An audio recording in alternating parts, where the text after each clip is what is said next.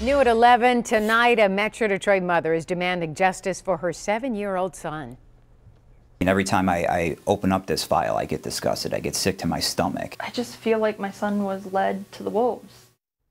A little boy was sent to a child treatment center to get help, but his family says instead he was neglected and harmed. Our Andrea Isom spoke with his mom, who is in a position she would not wish on any parent. Andrea? Protecting your children, right? That is all parents want to do.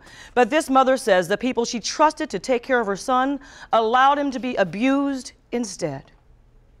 Fire setting, animal cruelty, urination, feces, weapons, threats. Were you scared? Absolutely. This 37-year-old Wayne County woman is not talking about a stranger. She is talking about her 7-year-old son. We knew we were in it for the long haul. She had to be.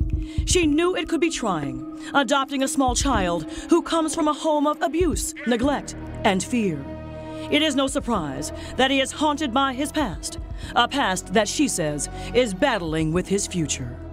At the recommendation of her son's therapist, in 2015, at the age of 7, he was forced to live away from his family, away from his home in Wayne County, to live here in Flint.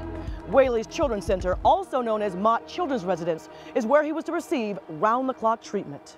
We expected him to get more help, 24-hour care that maybe we couldn't necessarily provide to keep the family safe and him, and also just the psychiatric aspect that he needed.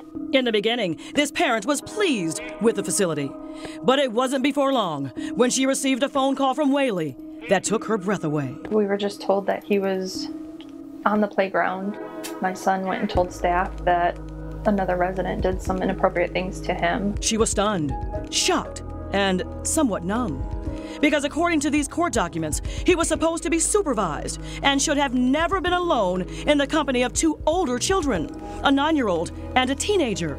Bradley Perry is the family attorney. One of the staff members was probably 50 yards to 100 yards away, not supervising, and which led to my client being sexually victimized by the 15-year-old. Not to be able to protect your child or stand up for your child, and you entrust them in the care of somebody else, and then this happens.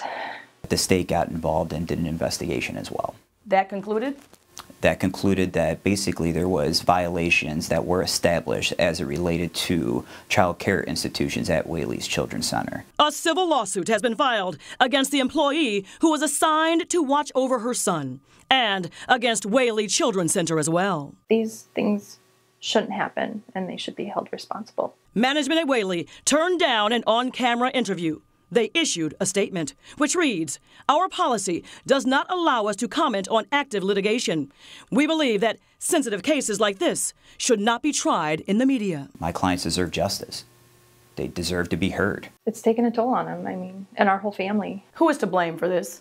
Whaley's Children's Center, absolutely.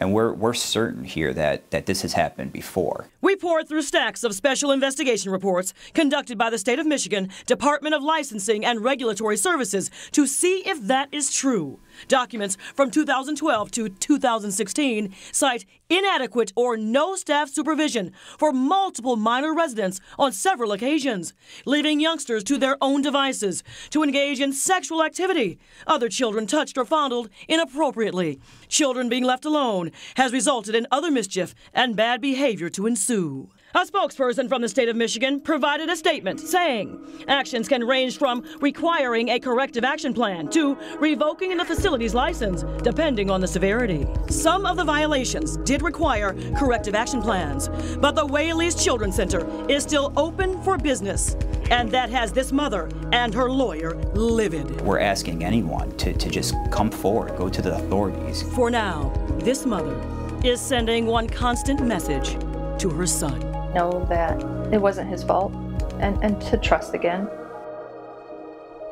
Wow. Hard to hear, right? Yeah, difficult, very, for sure. Right now, he's 10 years old. He is being treated full-time at another facility, but it's a long road and a tough one for everybody in that family. But he's doing okay. You know what? He's not. He's having a very difficult time. He's traumatized. Right. What he's gone through before, and now what happened allegedly at Whaley's has taken a toll on him. So I just hope, I know we all do, that he gets the help he needs and gets better soon. And thank goodness he's at another facility. Yeah. And you're going to continue to follow it to see what happens from here. All right.